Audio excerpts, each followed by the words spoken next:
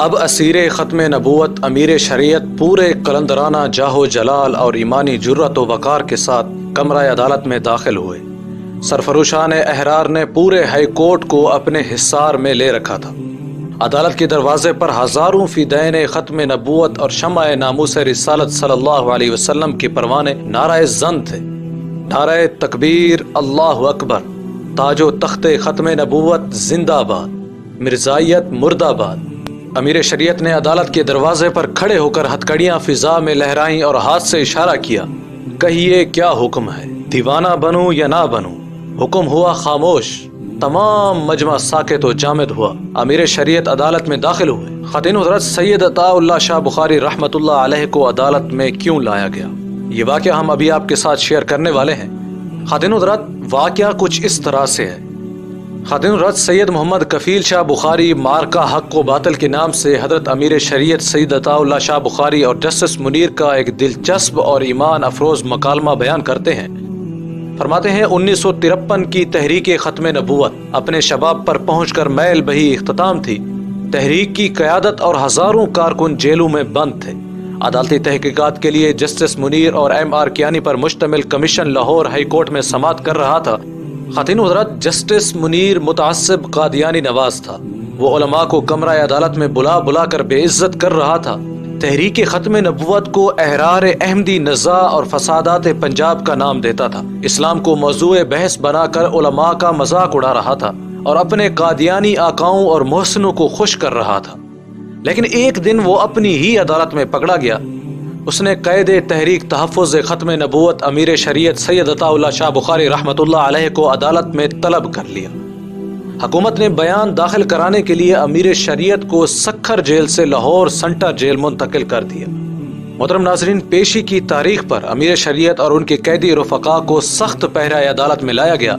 عدالتی ہرکارے نے آواز لگائی، سرکار بنام عطاء اللہ شاہ بخاری۔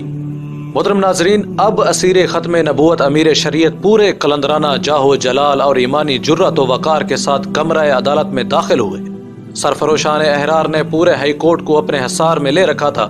عدالت کے دروازے پر ہزاروں فدائین ختم نبوت اور شمع ناموس رسالت صلی اللہ علیہ وسلم کے پروانے نعرہ زن تھے۔ نعرہ تکبیر، اللہ اکبر، تاج و تخت ختم نبوت زندہ باد، مرزائیت مرد آباد۔ امیر شریعت نے عدالت کے دروازے پر کھڑے ہو کر ہتھکڑیاں فضا میں لہرائیں اور ہاتھ سے اشارہ کیا۔ حکم ہوا خاموش، تمام مجمع ساکت و جامد ہوا۔ امیر شریعت عدالت میں داخل ہو گئے۔ محترم ناظرین، جسٹس منیر بغض و حسد سے بھرا ہوا، غصے سے لال پیلا، گردن تنی ہوئی اور تکبر غرور کا پیکر بنا کرسی پر بیٹھا تھا۔ مرد مومن کے چہرے انور پر نگاہ پڑی تو اس کی آنکھیں جھک گئیں۔ جسٹس منیر دوسری مرتبہ آنکھ اٹھا کر دیکھنے کی ہمت نہ کر سکا۔ محترم ناظرین، عدالت کی کارروائی شروع ہوئی۔ امیر شریعت نے اپنا تحریری بیان عدالت میں پیش کیا۔ جسٹس منیر نے ایک نظر بیان کو دیکھا جسے اس نے منیر انکوائری رپورٹ میں شامل نہیں کیا، اور پھر اپنے مخصوص چبھتے ہوئے انداز میں سوالات کا آغاز کر دیا۔ خاتون حضرات، جسٹس منیر نے سوال کیا، ہندوستان میں اس وقت کتنے مسلمان ہیں؟ امیر شریعت نے جواب دیا، سوال غیر متعلق ہے، مجھ سے پاکستان کے مسلمانوں کے بارے میں پوچھیں۔ جسٹس منیر نے تمسخر امیز لہجے میں، ہندوستان اور پاکستان میں جنگ چھڑ جائے تو ہندوستان کے مسلمانوں کو کیا کرنا چاہیے؟ امیر شریعت نے فرمایا، ہندوستان میں علماء موجود ہیں، وہ بتائیں گے۔ خاتون حضرات، جسٹس منیر طنز کرتے ہوئے، آپ بتا دیں۔ امیر شریعت نے فرمایا، پاکستان کے بارے میں پوچھیں، یہاں کے مسلمانوں کو کیا کرنا چاہیے؟ جسٹس منیر نے سوال کیا، مسلمان کی کیا تعریف ہے؟ امیر شریعت نے فرمایا، اسلام میں داخل ہونے اور مسلمان کہلانے کے لیے صرف کلمہ شہادت کا اقرار و اعلان ہی کافی ہے، لیکن اسلام سے خارج ہونے کی ہزاروں وجوہات ہیں۔ ضروریات دین میں کسی ایک کا انکار کفر کے ماں سوا کچھ نہیں۔ اللہ تعالیٰ کی صفات عالیہ میں سے کسی ایک کو بھی انسانوں میں مانا تو مشرک، قرآن کریم کی کسی ایک آیت یا جملہ کا انکار کیا تو کافر، اور نبی کریم صلی اللہ علیہ وسلم کے منصب ختم نبوت کے بعد کسی انسان کو کسی بھی حیثیت میں نبی مانا تو مرتد۔ خاتون حضرات، جسٹس منیر قادیانی وکیل کی طرف اشارہ کرتے ہوئے، ان کے بارے میں کیا خیال ہے؟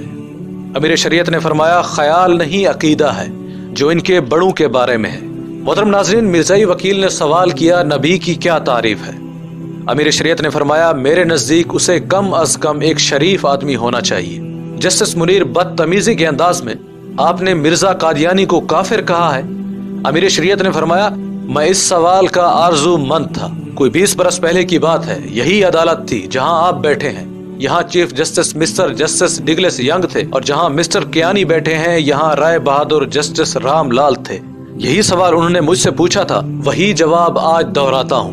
میں نے ایک بار نہیں ہزاروں مرتبہ مرزا کو کافر کہا ہے، کافر کہتا ہوں، اور جب تک زندہ رہوں گا کافر کہتا رہوں گا۔